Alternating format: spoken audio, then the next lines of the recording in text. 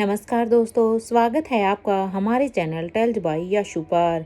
यहाँ पर आपको मिलेंगी रोचक और सस्पेंसफुल कहानियाँ। अगर आपको यहाँ पर हमारी कहानियाँ पसंद आती हैं तो कृपया करके आप हमारी वीडियोस को लाइक करें, इसको अपने दोस्तों को साथ शेयर करें और साथ के साथ अपना कमेंट करना ना भूलें।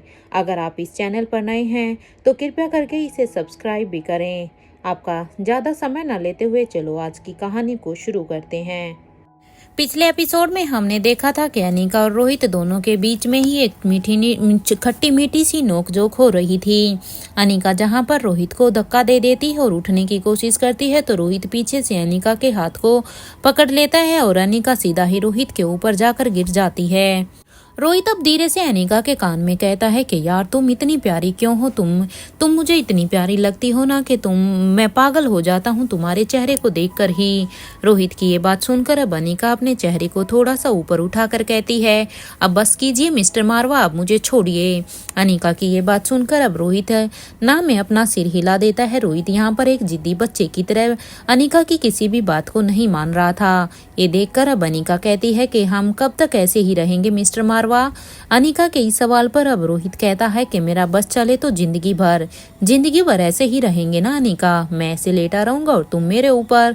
ये कहते हुए ही रोहित अब अनिका को अपने और भी करीब खींच लेता है और फिर वो उसे एक फोरहेड किस करता है और फिर अब अनिका के सिर को अपने सीने पर रखकर उसे एक जोर से फिर से टाइटली हग कर लेता है। ये देखकर अब अनिका कहती है, मिस्टर मारवा, अगर आप मुझे इसी तरह से हग करके सोएंगे तो मैं आपके अंदर समा जाऊंगी। अनिका की इस बात पर रोहित कहता है कि हाँ तो इसमें गलत क्या है, तुम समा जाओ मेरे अंदर अगर समा सकती हो तो। ये कहते हुए ही रोहित अनिका को एक और किस करने लगता है और अब वो अनिका को इसी तरह देखने लगता है, लेकिन अनिका अभी भी मिस रोहित को ही घूर घूर कर देख रही थी। रोहित इसी तरह से अनिका को देख रहा है। कुछ ही देर में अनिका और रोहित दोनों ही ऐसे ही सो जाते हैं कि तभी रोहित की नींद एकदम से खुलती है। जब रोहित की नींद खुलती है तो वो देखता है कि अनिका अभी गहरी नींद में सो रही है। रोहित अब अनिका को बेड पर बड़े ही ध्यान से लेटा देता है ताकि वो अच्छी तरह से अपनी नींद ले सके और फिर वो भी बिना किसी आवाज के बेड से उतरकर थोड़ी दूर चलकर धीरे से अपने ड्रॉर को खोलता है और फिर उसमें से एक एनवलप को निकाल कर अपने हाथ में पकड़कर वो उसे धीमे धीमे कदमों से वो उसे लेकर अपने कमरे से बाहर जाने लगता है। रोहित अब जल्दी से एलिवेटर से सेकंड फ्लोर पर आ जाता है और अब वो वहां से अपने मीटिंग हॉल में जाकर अब एक चेयर पर जाकर बैठकर अब उस एनवलप को अनफोल्ड करने लगता है। कुछ ही देर में जब रोहित ने उस एनवलप में से एक पेपर को निकाला और फिर वो उस पेपर को निकालकर उसे खोलकर देखने लगा। जब रोहित ने उसे खोला तो देखा कि ये पूरा पेपर प्लेन था जिसमें कुछ भी नहीं लिखा हुआ था। रोहित ने जब एनवलप को ध्यान से चेक किया तो उसमें एक छोटा सा बोतल जिसमें कुछ लिक्विड था। रोहित ने अब उस बोतल को अपने हाथ में लिया और उसने देखा कि वहां पर छोटी सी राइटिंग में इस बोतल पर कुछ लिखा हुआ है। रोहित अब जल्दी से मीटिंग हॉल में बने ड्रॉर के पास गया और उसमें से एक मैग्नीफाइंग ग्लास को लेकर उसी चेयर के पास आ गया और फिर वो उस मैग्नीफाइंग ग्लास से उस बोतल पर जो कुछ भी लिखा हुआ था उसे पढ़ने की कोशिश करता है। जब वो इस गिलास से वहां उस लिखे हुए लिखावट को पढ़ता है तो ये एक पहेली थी। रोहित अब बड़े ही ध्यान से अब उस पहेली को पढ़ने लगता है कि आखिर ये पहेली कैसी है और फिर वो कुछ ही देर में उस पहेली को पढ़ने के बाद अब सोच के बाद उसे याद आ गया था कि ये पहेली का आंसर क्या होगा, क्योंकि जब रोहित ने उस पहेली को पढ़ा था तो एक पल के लिए रोहित भी कंफ्यूज हो गया था, लेकिन अब उसने पहेली को सोल्व कर लिया था। वो उसके आंसर तक पहुंच गया था। रोहित ने अब जल्दी से उस बोतल पर बने हुए छोटे छोटे से कीबोर्ड जिसमें बारीकी से 9 नंबर लिखे हुए थे, रोहित ने अब अपनी समझ से एक पासवर्ड बनाया और उसे टाइप कर दिया और फिर एंटर प्रेस किया तो उस बोतल की कैप अपने आप ही खुल गई। रोहित ने बिना वक्त गवाए ही अब जल्दी से उस लिक्विड को उस ब्लैंक पेपर पर डाल दिया। कुछ ही देर में जो पेपर अभी खाली दिखाई दे रहा था उसमें अब कुछ लिखावट दिखाई देने लगी थी। उसमें उसकी इंक अब जिस इंक से उसके ऊपर लिखा गया था वो इंक विजिबल हो गई थी। रोहित को अब वो साफ साफ दिखाई दे रही थी। रोहित ने अब जल्दी से उस पेपर को अपने हाथ में लिया और फिर बड़े ही गौर से उसे पढ़ने लगा, जिसमें लिखा था कि जन्मदिन मुबारक हो रोहित, मैं जानता हूँ कि अब तुम 31 साल के हो चुके होगे। समझदार तो तुम पहले से ही थे, लेकिन अब तुम इस काबिल भी हो गए हो कि मैं तुम्हें तुम्हारे दुश्मनों के बारे में बता सकूं। तुम्हें अब इस जंग को लड़ने की तैयारी करनी होगी, और वो जंग तुम्हें सिर्फ आलिशा की ही जरूरत उस जंग में तुम्हें सिर्फ कवीना आलिशा की ही जरूरत नहीं पड़ेगी, बल्कि तुम्हें स्वाति मल्होत्रा की बेटी की भी मदद लेनी ही होगी। अगर किंग को अपने दुश्मनों से टक्कर लेनी है तो उसे सिर्फ राजमहल की रानी की ही नहीं, बल्कि स्वाति मल्होत्रा की बेटी की भी मदद लेनी ही होगी, क्योंकि ये दोनों ही तुम्हारी मदद कर सकती हैं। मेरी एक बात याद रखना रोहित, हमेशा के तुम अपनी ताकत को कभी भी किसी के भी सामने मत आने देना, क्योंकि तुम्हारा सबसे बड़ा काम यही है कि तुम्हें बस अपने दुश्मनों से अपनी ताकत को छुपाए रखना है, ताकि किसी को भी तुम पर संदेह ना हो। और ये बात तुम आलिशा को भी समझा कर रखना कि कोई भी उसके ऊपर भी शक न कर पाए कि जो फाइटिंग टेक्निक उसने सीखी थी उसे वक्त आने पर ही उसका इस्तेमाल करे। ऐसे किसी को भी नहीं पता चलना चाहिए कि रानी आलिशा उस टेक्निक के बारे में जानती है। जिस तरह से मैंने तुम्हें ताकत दी थी, उसी तरह से आलिशा को भी एक बेहतरीन फाइटर बनाया था। एक बात हमेशा ही याद रखना रोहित, कि कभी भी अपना सच किसी को भी मत बताना, किसी के भी सामने ये जाहिर मत होने देना कि तुम कौन हो। और हाँ, अगर स्वाति मल्होत्रा की बेटी तक पहुंच गए तो उसे भी वो फाइटिंग टेक्निक जरूर सिखाना, क्योंकि वो उसके लिए भी बहुत ही मददगार साबित होगी। तुम्हें कभी भी आज तक दुश्मनों को कमजोर नहीं समझा है, और शायद तुम्हारी यही क्वालिटी है जो तुम्हें मुझसे अलग बनाती है। मैं आगे भी तुमसे यही उम्मीद करता हूँ कि तुम कभी भी अपने दुश्मन को कमजोर मत समझना। जिस तरह से तुम अब तक सारी ही प्लानिंग करते हुए आए हो, जो क्वालिटीज तुम्हारे अंदर है, उसी से ही अपने दुश्मनों को मुंह तोड़ जवाब देना। मेरी बात हमेशा याद रखना रोहित, कि हमेशा ही चौकन्ना रहना। अपने दुश्मनों से कभी भी किसी पर भी विश्वास मत करना, क्योंकि ये तुम्हारे लिए बहुत ही नुकसानदायक हो सकता है। कभी भी किसी पर भी अपनी आंखों को बंद करके भरोसा मत करना, चाहे वो फैमिली से ही क्यों ना हो। तुम्हारे आसपास जो भी लोग हैं, मान कर चलो कि सभी ने चेहरे के ऊपर एक दूसरा चेहरा लगाया हुआ है, सभी ने दूसरे मुखौटे पहने हुए हैं। जो बाहर से कुछ है अंदर से कुछ है, वो कभी तुम्हारे हो ही नहीं सकते। जब तक तुम्हारे मन को पूरी तरह से तसल्ली नहीं हो जाती, तब तक तुम अपना और अपनी माँ के बारे में किसी को भी नहीं पता चलने दोगे। ये मैं तुमसे उम्मीद करता हूँ। किंग का परिवार कौन है, क्या करता है, कहाँ रहता है, तुम इन सभी बातों का ध्यान रखोगे। तुम्हें इन सब बातों को भी किसी के सामने उजागर नहीं होने देना। और हाँ, आज तुम्हारे बर्थडे गिफ्ट पर चलो, आज मैं तुम्हें तुम्हारे दुश्मनों की तरफ से एक कदम आगे जानने के लिए एक गेट की चाबी देता हूँ, लेकिन इस गेट को खोलकर अंदर कैसे जाना है ये तुम पर डिपेंड करता है। वो उसके अंदर कैसे जाओगे वो तुम्हें सोचना है कि उसके आगे की प्लानिंग तुम्हारी क्या होगी। मैं बस तुम्हें तुम्हारे उन दुश्मनों को जानने के लिए सिर्फ एक चाबी दे सकता हूँ। तुम्हारे दुश्मनों की लिस्ट में जो शख्स हैं वो दोनों ही इंडिया से हैं और दिल्ली की फेमस यूनिवर्सिटी से अपनी पढ़ाई की है उन दोनों ने ही। और तुम उन्हें जानते हो लेकिन पहचानते नहीं हो। अपना ख्याल रखना रोहित। तुम्हारा नाना। रोहित ने जैसे ही इस लेटर को पढ़कर दोबारा से देखा तो वो पेपर फिर से प्लेन हो जाता है, क्योंकि अब तक उस पर वो जो लिक्विड छिड़का था वो अब तक उस पर अपना असर करना बंद कर देता है, इसलिए वो फिर से ब्लैंक हो जाता है। ये देखकर रोहित फिर से यही सोचता है कि उसके नाना कितना दूर का सोचते हैं कि अगर ये लेटर किसी और के भी हाथ लग भी गया तो कोई उसे नहीं पढ़ पाएगा, वो बस इसे सिर्फ एक खाली पेपर ही समझेगा। उसके नाना सच में ही कितना एडवांस का सोचते थे, उसे अब अपने नानू पर प्राउड भी फील होता है। अब रोहित अपनी जगह से उठकर अब वो फिर से अपने मीटिंग हॉल के बने हुए विंडो के पास जाकर यही सोच रहा था कि आखिर कौन होंगे वो दो लोग जिन्हें मैं जानता हूँ लेकिन मैं पहचानता नहीं हूँ। किंग की लिखी हुई हर एक बात को अब रोहित विंडो के पास खड़ा होकर सोचने लग जाता है। रोहित अभी यही सोच रहा था कि एक हाथ उसके कंधे पर आया। रोहित को जैसे ही अपने कंधे पर किसी का हाथ महसूस हुआ तो वो एकदम से तो घबरा जाता है कि अभी कौन हो सकता है। किसी और के स्पर्श को महसूस कर अब रोहित चौंक गया था, लेकिन जैसे ही वो पीछे मुड़कर देखता है तो पीछे कोई और नहीं बल्कि अनिका खड़ी थी।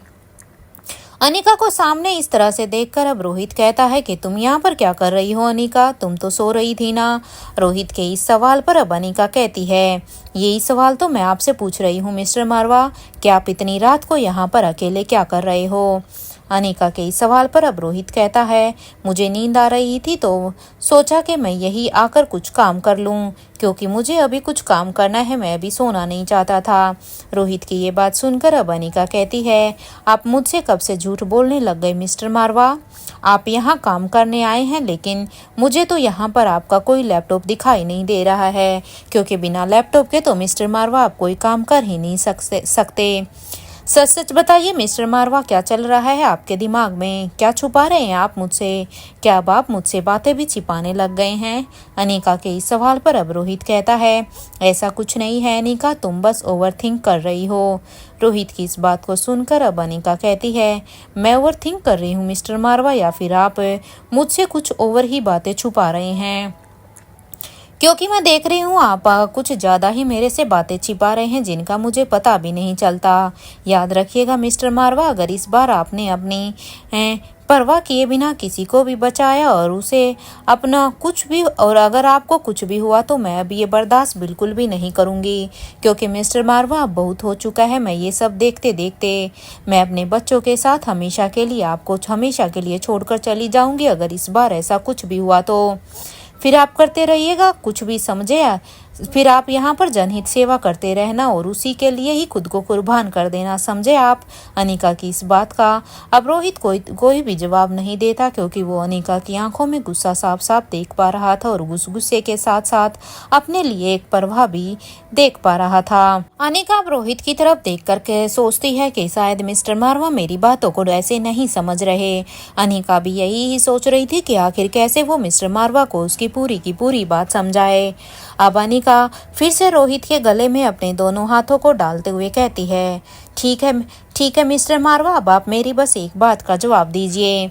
अनिका की ये बात सुनकर अब रोहित कुछ पल के लिए तो हैरान हो जाता है कि आखिर अब अनिका उससे और क्या पूछेगी, लेकिन अब उसकी हैरानी को देखते हुए अब अनिका आगे कहती है, मिस्टर मारवा, आप मुझे खुद ही बताइए, जब सावित्री को बचाने के लिए आयशा मारवा खुद उन गोलियों के सामने आ गई थी तो उस समय आपकी क्या फीलिंग थी? जब आपने अपनी माँ को गोली खाते हुए देखा था तो उस समय आपके दिल और दिमाग में क्या चल रहा था? क्या क्या बातें आ रही थी मिस्टर मारवा? मुझे वो सारी बातें बताइए कि क्या फीलिंग रही होगी उस समय पर, मुझे वो सब कुछ बताइए। टूट गए थे ना? आयशा मारवा को ऐसे देखकर मिस्टर मारवा, मेरा भी बस वही हाल था। अनिका की ये बात सुनकर अब रोहित फिर से उसी चीजों को रिकॉल करने की कोशिश करता है, जब वो देखता है कि जब आयशा मारवा को गोली लगी थी तो सच में रोहित का बहुत ही बुरा हाल हो गया था। एक पल के लिए तो वो अपने बारे में भी सुध बुध भूल बैठा था, क्योंकि उस समय उसकी भी तबीयत अब ठीक नहीं लग रही थी, क्योंकि वो पहले से ही बहुत ही कमजोर था और फाइटिंग से अब वो बहुत ही ज्यादा कमजोर नजर आ रहा था। लेकिन उसने अपनी परवाह न किए बिना ही अपनी माँ को वहां से जल्द उठाया। अब रोहित उन्हीं बातों को सोचता है। रोहित को ऐसे सोचता हुआ देखकर अब अनिका फिर से अपनी बात आगे बढ़ाते हुए कहती है, मिस्टर मारवा, जो हाल उस समय पर आपका था आयशा माँ को उस हालत में देखकर वही हाल मेरा भी हुआ था, जब आपको मैंने माँ की गुफा में देखा था। वो भी बिल्कुल जैसे कि आप बिना किसी जैसे कोई निर्जीव शरीर पड़ा हो। अनिका अब रोहित से कहती है, अब बहुत हो गया है मिस्टर मारवा, अब आप ऐसा कुछ भी नहीं करेंगे जिससे आपको कोई भी नुकसान हो। आप कुछ भी ऐसा करने से पहले एक बार हमारे बच्चों के बारे में जरूर सोचना। ये कहते हुए ही अब अनिका रोहित को एक जोर का हक कर लेती है और वो रोहित से कहती है, mister Marwah, I trust you, और मैं जानती हूँ कि आप मेरी बात को जरूर समझेंगे। मैं इंतजार करूंगी कि आप मुझे सच बता दें। मैं आप पर इतना विश्वास करती हूँ कि अभी मैं आपको किसी भी चीज के लिए फोर्स नहीं करूंगी, लेकिन हाँ, अगर जब भी आपको लगे कि मैं आपके ट्रस्ट के लायक हूँ या आप मुझे वो चीज बता सकते हो तो प्लीज मैं उस चीज का इंतजार करूंगी। मैं जानती हूँ कि इस पेरिस में हमसे जुड़े बहुत सारे राज अभी भी यहाँ पर दफन हैं, और देखिए ना कि किस्मत हमें यहाँ लेकर फिर से आई है। हम एक एक करके सभी राजों का से पर्दा उठा देंगे। अनिका की इस बात पर अब रोहित कहता है, क्या तुम्हें दमयंती की बात याद है अनिका? रोहित का अचानक से दमयंती के जिक्र को सुनकर अब अनिका भी सोचने पर मजबूर हो जाती है। अब अनिका हैरानी से रोहित की तरफ देखती है। रोहित की इस बात पर अब अनिका उसे सवालिया नजरों से घूरती है और अनिका कहती है कि इतने वक्त के बाद रोहित तुम इस टॉपिक को क्यों उठा रहे हो? दमयंती के का टॉपिक तो बंद किए हुए कितना समय हो गया है। रोहित अब अपनी बात को आगे बढ़ाते हुए कहता है कि अनिका, तुम्हें हर दिशा से चौकन्ना रहना होगा। हम किसी पर भी भरोसा नहीं कर सकते हैं, चाहे दमयंती को कितना ही समय क्यों ना हो गया हो। देखो अनिका, अब तक जितने भी लोग यहाँ आ गए हैं, बस इसके अलावा अगर किसी ने भी कुछ भी पूछा तो हम कह देंगे कि तुम इंडिया में हो, ठीक है? इससे ज्यादा कुछ भी नहीं। रोहित की इस बात पर अब अनिका उसे हैरानी से देखती है। लेकिन मैं तो यहाँ हूँ ना मिस्टर मारवा, ये कहते हुए ही अब अनिका रोहित की तरफ देखती है और कुछ ही देर के बाद अब अनिका फटी हुई आंखों से रोहित से कहती है कि तुम्हारा मतलब है कि तुम अब मेरे क्लोन को मारवा हाउस के सीक्रेट लैब से बाहर निकाल कर उसे हमारे रूम में शिफ्ट करने वाले हो, राइट मिस्टर मारवा? अनिका की इस बात पर अब रोहित हाँ में अपना सिर हिला देता है, क्योंकि रोहित अब सच में यही करने वाला था। अनिका कुछ देर तक तो कुछ सोचती है और फिर वो कहती है कि ठीक है मिस्टर मारवा, अगर आप एक काम कीजिए, आप बच्चों के क्लोन भी उनके रूम में ही रखवा दीजिए और यहाँ पर मैं और बच्चे कहीं और ही चले जाएंगे।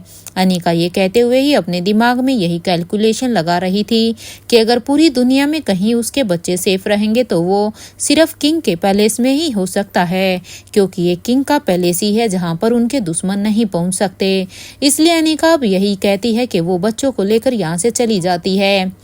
अनिका भी कुछ सोच ही रही थी कि तभी उसके कानों में एक आवाज आई। क्या सोच रही हो अनिका तुम? रोहित के इस सवाल पर अब अनिका कहती है, कुछ नहीं मिस्टर मारवा, मेरे ख्याल से अब हमें सोना चाहिए। ये कहते हुए ही अनिका अब रोहित का हाथ पकड़कर उसे उस मीटिंग हॉल से निकालकर जल्दी से एलिवेटर से उसे बाहर ले जाती है और अब वो फर्स्ट फ्लोर पर आ जाते हैं। फर्स्ट फ्लोर के पर आने के बाद अब वो अपने कमरे की तरफ बढ़ते हैं। कमरे के सामने जाकर अब वो अपना दरवाजा खोलकर कमरे के अंदर चली जाती हैं। कुछ ही देर के बाद अब अनिका अपने रूम के दरवाजे को बंद कर देती है। यहाँ रोहित अब अनिका को ही नोटिस कर रहा था कि तभी वो देखता है कि अनिका रूम से बालकनी की तरफ जाने लगती है। जब अनिका बालकनी की तरफ जाती है और फिर वो इधर उधर देखने लगती है तो अनिका को एक पेड़ पर बैठा हुआ एक पंछी दिखाई देता है। अनिका अब उसकी आंखों में देखकर कहती है, मेरी बात ध्यान से सुनो, वहां जाओ और मेरी माँ तक मेरा ये मैसेज पहुंचा दो।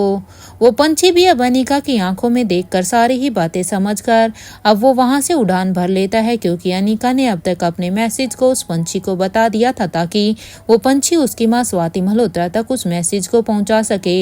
यहाँ रोहित अब अनिका से पूछता है, क्या चल रहा है अनिका तुम्हारे दिमाग में, क्या कुछ बताओगी? रोहित के इस सवाल पर अब अनिका कहती है कि थोड़ा पेशेंस रखिए मिस्टर मारवा, जैसे मैंने रखा हुआ है, ये सोचकर कि मेरे हस्बैंड मुझे जल्द ही सब कुछ सच सच बता देंगे। इसलिए मिस्टर मारवा, जिस तरह से मैं आपकी हर चीज के लिए पेशेंस रख रही हूँ, अब आपको भी आगे से रखना होगा।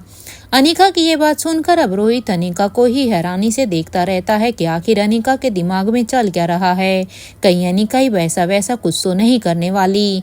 या अनिका अब रोहित को कहती है कि क्या अब हम सो जाएं या बस ऐसे ही सुबह तक का इंतजार करना है। ये कहते हुए ही अब अनिका अपने बेड पर जाकर लेट जाती है और फिर वो रोहित को देखते हुए कहती है, क्या ये मिस्टर मारवा आप भी सो जाइए, वैसे भी मुझे मेरा पिल्लो चाहिए। अनिका की इस बात पर अब रोहित बेड पर आकर लेट जाता है और कहता है, इतने सारे तो पिल्लो हैं अनिका, फिर तुम्हें कौन सा पिल्लो चाहिए? रोहित ने अब तक अनिका की बात को नोटिस नहीं किया था, क्योंकि अनिका यहाँ पर रोहित को ही अपना पिल्लो कह रही थी, क्योंकि उसे रोहित के ऊपर ही अपना सिर रखकर सोना था। रोहित की इस बात पर अब अनिका रोहित के हाथ को पकड़ लेती है और उसे अब जबरदस्ती अपने सिर के नीचे रखते हुए कहती है कि ये वाला पिल्लो मिस्टर मारवा आप कैसे भूल जाते हैं। अनिका की इस बात पर अब रोहित उसे अपने और भी करीब खींच कहता है कि I want to kiss on your lip, क्योंकि रोहित को भी बस यही तो चाहिए था। क्योंकि जब अनिका रोहित को हाथ को अपना पिल्लो बनाती थी तो उसे बड़ा ही रोहित को भी सुकून मिलता था और रोहित इस बात को अच्छे से जानता था, लेकिन वो बस अनिका के मुंह से यह सब सुनना चाहता था, इसलिए उसने अनिका से ऐसा सवाल किया। रोहित की ये बात सुनकर इससे पहले कि अनिका कोई भी रिएक्शन देती, रोहित ने अपने होठों को अब अनिका के होठों पर रख दिया था और फिर अब वो धीरे धीरे उसे किस करने लगा। यह अनिका रोहित को खुद से दूर करने की कोशिश कर रही थी, लेकिन रोहित के होठों के स्पर्श से अनिका को भी अब पिघला दिया था। इसलिए जैसे जैसे ही अनिका को एहसास हुआ कि रोहित खुद पर से अपना कंट्रोल खो चुका है, अनिका ने अब उसे एक तेज का धक्का दिया, जिससे रोहित अब अनिका से थोड़ा सा अलग हुआ। लेकिन उसके चेहरे पर एक स्माइल थी, क्योंकि अनिका की इस आदत को वो अच्छी तरह से जानता था। अनिका ने रोहित से कहा, चुपचाप सो जाइए मिस्टर मारवा, अभी कोई शरारत नहीं। वैसे भी आपको लगी तो नहीं ना। अनिका के इस सवाल पर अब रोहित ना में अपना सिर हिला देता है और फिर रोहित अनिका को अपनी बाहों में भरकर सो जाता है। या अनिका को भी अब रोहित की इस हालत पर हंसी आ जाती है, क्योंकि जैसे ही अनिका ने रोहित को धक्का दिया तो रोहित एक हैरानी से अनिका को ही देखे जा रहा था। हालांकि वो मन ही मन जानता था कि अनिका का रिएक्शन कुछ ऐसा ही होने वाला है। इसलिए इन सब बातों को देखकर और सोचकर अनिका मन ही मन हंस रही थी। कुछ ही देर के बाद अब अनिका भी रोहित की बाहों में सो जाती है। रात की चांदनी अब दोनों के ही चेहरे पर आ रही थी। हेलो फ्रेंड्स, मेरा ये चैनल पर कॉपीराइट आ गया है। पता नहीं किसी ने पॉकेट एफएम पर कंप्लेंट करके मेरी पुरानी वीडियो जो पॉकेट एफएम से थी उनके ऊपर कॉपीराइट स्ट्राइक दिया है।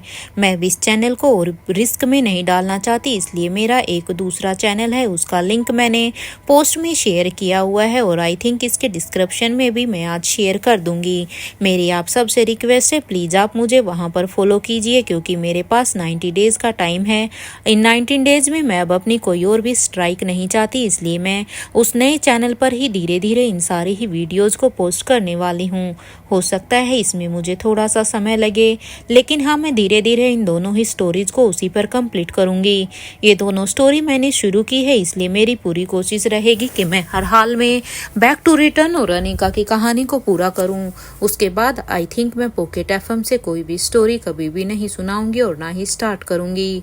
आपके सपोर्ट के लिए थैंक यू।